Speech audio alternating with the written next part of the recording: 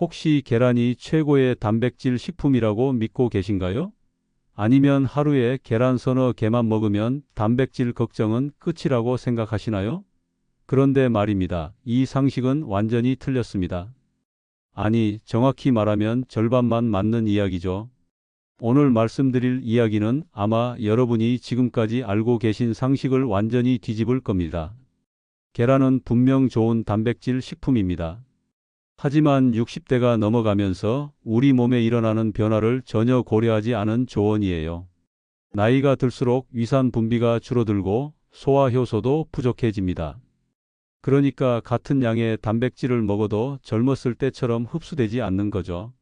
실제로 제가 30년간 연구하면서 만난 분들 중에는 계란을 하루에 5개씩 드시는데도 근육량이 줄어든 분들이 많았습니다. 왜 그럴까요?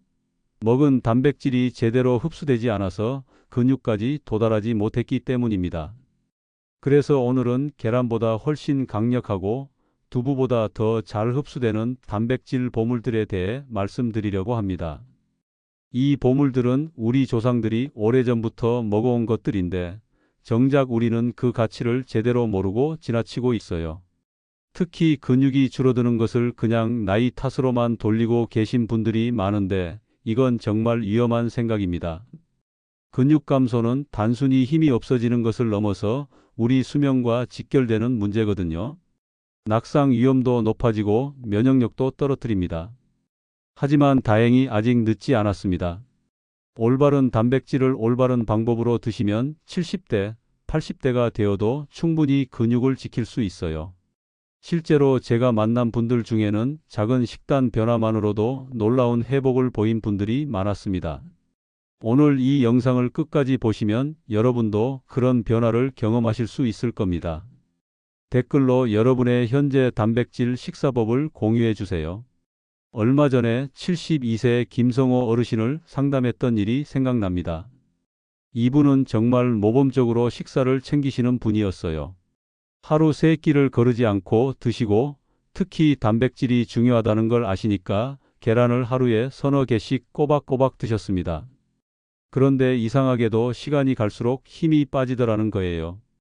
예전에는 동네 한 바퀴 도는 게 전혀 힘들지 않았는데 요즘은 평지를 걷는 것도 숨이 차고 다리에 힘이 없다고 하시더라고요. 계단을 오르는 것은 아예 피하게 되었다고 하셨어요. 처음에는 저도 의아했습니다. 분명히 단백질은 충분히 드시고 계시는데 왜 이런 증상이 나타날까 싶어서 자세히 들여다봤어요. 그런데 알고 보니 문제는 흡수에 있었습니다. 드신 단백질이 제대로 흡수되지 않아서 근육까지 도달하지 못한 거였어요. 김성호 어르신처럼 잘 드시는데도 힘이 없고 평지를 걷는데도 숨이 차는 분들 정말 많으실 겁니다. 이런 증상을 그냥 나이 탓으로만 돌리고 계시지는 않나요? 아니면 운동을 더 해야 한다고만 생각하고 계시지는 않나요? 혹시 아직 구독과 좋아요를 누르지 않으셨다면 지금 바로 눌러주세요. 이 채널은 여러분의 건강한 노년을 응원합니다. 오늘 이 영상에서 말씀드릴 내용은 여러분의 근육관리 방식을 완전히 바꿀 수 있는 중요한 지혜입니다. 이 이야기를 끝까지 듣고 실천하셔야만 진정한 변화를 경험할 수 있습니다. 실제로 김성호 어르신은 제가 알려드린 방법대로 식단을 바꾸신 후에 놀라운 변화를 경험하셨어요. 계란 위주의 식단에서 건새우, 황태, 검은 콩을 추가하신 거죠. 처음 한 달은 큰 변화를 못 느끼셨는데 2달째부터는 확실히 달라지더라고 하시더라고요. 예전에는 피하던 계단도 무리 없이 오르실 수 있게 되었고 동네 한 바퀴 도는 것도 예전처럼 가벼워지셨어요.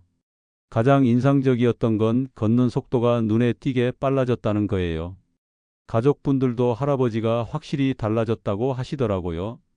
끝까지 보지 않으시면 가장 중요한 실천법을 놓치게 됩니다. 마지막에 나올 단 하나의 습관이 모든 것을 바꿀 수 있어요. 뒤에 나올 흡수 방법을 모르시면 지금까지의 노력이 의미 없어질 수 있거든요. 왜 지금 당장 습관을 바꿔야 하는지 분명하게 깨닫게 되실 겁니다. 여러분의 식습관을 바꾸는 작은 실천만으로도 충분히 일어날 수 있는 일이죠. 그래서 이제는 우리 일상에서 근육 감소와 직접 연결되는 요소들을 하나씩 짚어보겠습니다.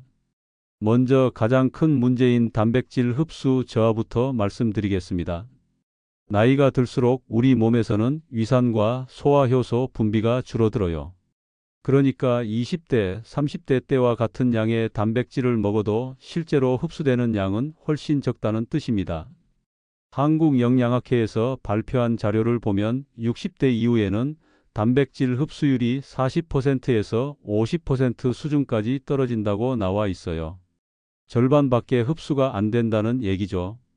그러니까 계란 2개를 먹어도 실제로는 1개 정도의 효과밖에 못 본다는 겁니다. 74세 이정수님 사례를 말씀드릴게요. 이분은 단백질이 중요하다는 걸 아시니까 하루에 계란을 5개씩 드셨어요. 그런데도 근육량은 오히려 줄어들었습니다. 왜냐하면 계란의 단백질 구조가 나이 든 분들의 소화 시스템에는 부담이 되었기 때문이에요. 그래서 소화가 잘 되는 단백질 식품을 선택하는 게 무엇보다 중요합니다. 고기와 달걀만 고집하시면 흡수 문제로 효과가 반감되거든요. 여러분도 잘 먹는데 힘이 빠진 경험 있으신가요?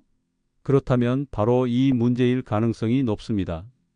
두 번째는 잘못된 음식 조합 문제입니다. 우리가 먹는 특정 음식들이 영양 흡수를 방해한다는 사실을 아시나요? 예를 들어 시금치에 들어있는 수산이라는 성분은 칼슘 흡수를 떨어뜨려요. 식품 영양학 자료에 따르면 시금치의 수산은 칼슘과 결합해서 몸 밖으로 빠져나가게 만든다고 해요.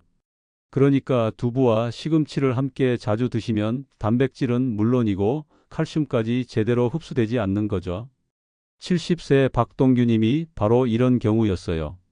건강하게 드시려고 두부와 시금치를 함께 자주 드셨는데 결과적으로는 근육과 뼈 모두 약해지셨어요.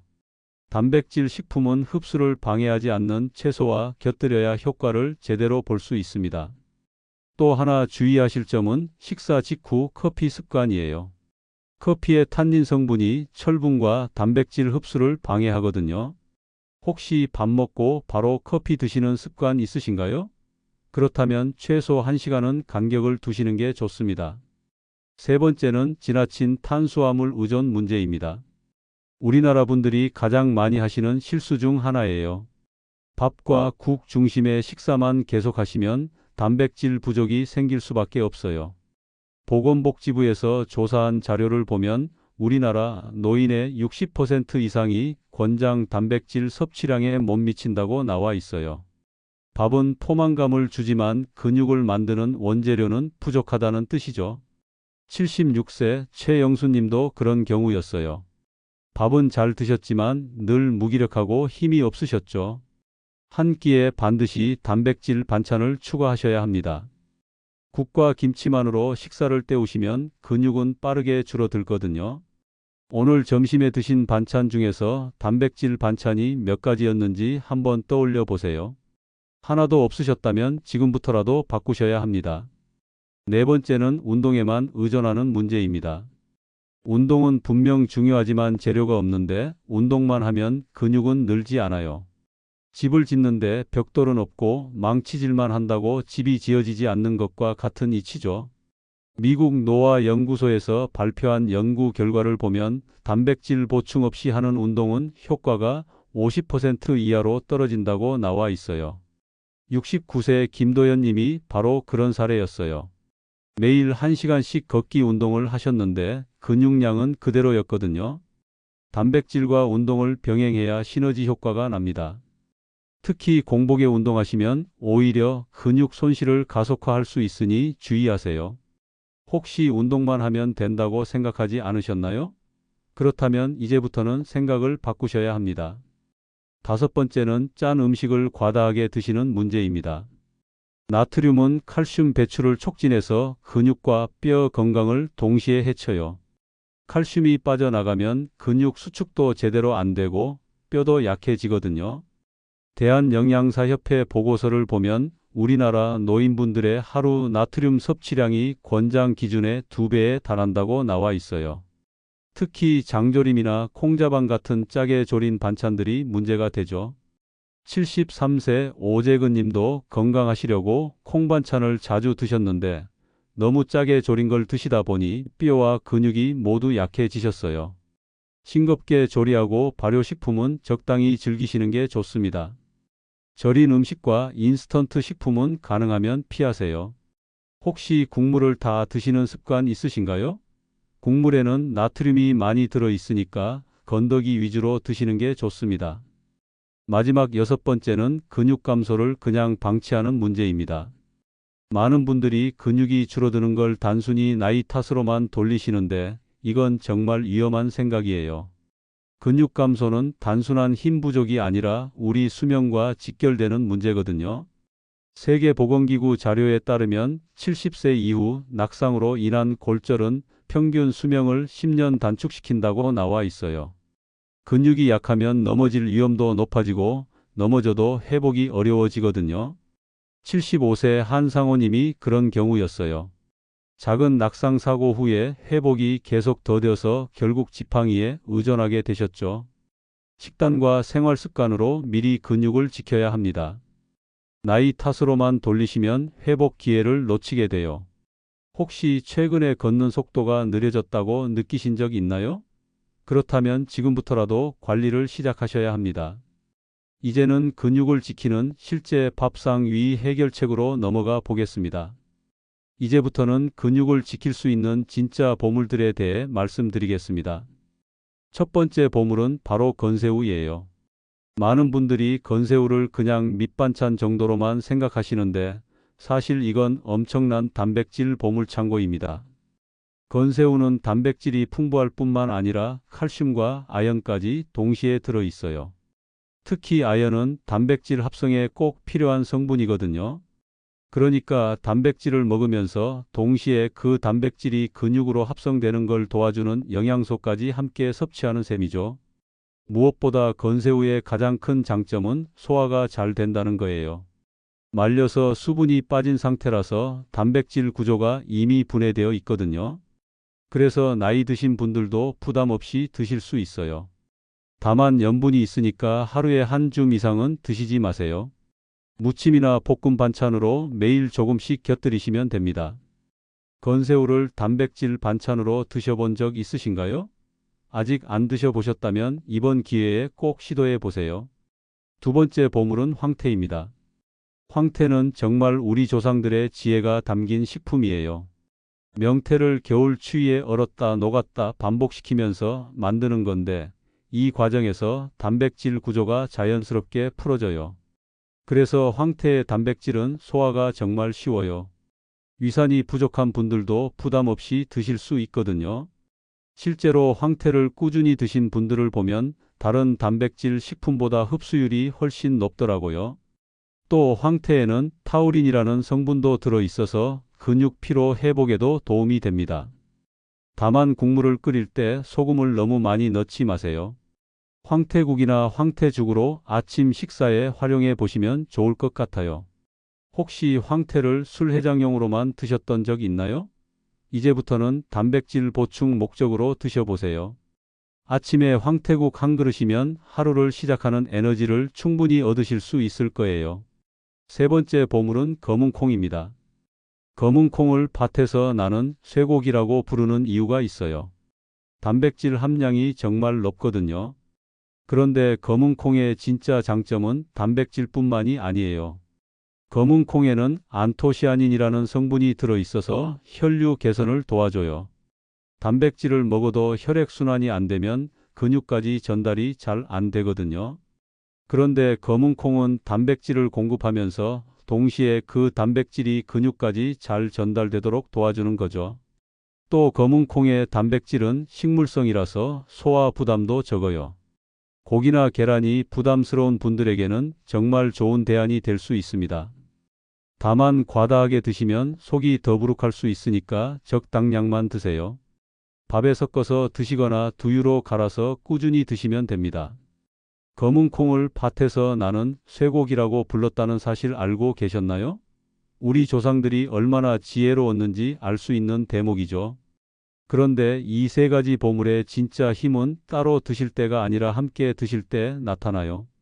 건새우는 근육 합성을 돕고 황태는 흡수를 돕고 검은 콩은 전달을 도와줍니다.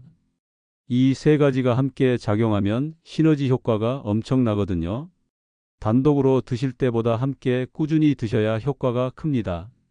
하루 세 끼에 각각 하나씩 배치하시는 방식이 가장 이상적이에요. 아침에는 황태국, 점심에는 검은 콩밥, 저녁에는 건새우 반찬 이런 식으로 말이죠. 오늘 저녁 식탁에 이 세 가지 중 무엇을 올려 보시겠습니까? 하나라도 시작하시면 분명히 변화를 느끼실 수 있을 거예요. 이렇게 꾸준히 챙기시면 단순한 보충제를 넘어서 몸이 스스로 변화를 알려줍니다. 이제 마무리해서 정리해 드리겠습니다. 오늘 말씀드린 내용을 정리해 보겠습니다. 지금까지 많은 분들이 믿어왔던 잘못된 상식은 계란이나 보충제만 믿으면 된다는 생각이었어요. 나이가 들어도 젊었을 때와 같은 방법으로 단백질을 섭취하면 된다고 생각하신 거죠. 하지만 올바른 관리법은 흡수까지 고려한 단백질 식품을 꾸준히 드시는 것입니다. 건새우, 황태, 검은 콩처럼 우리 몸이 쉽게 받아들일 수 있는 형태의 단백질을 선택하시는 거예요. 단순히 많이 먹는 게 아니라 잘 흡수될 수 있도록 먹는 게 핵심입니다.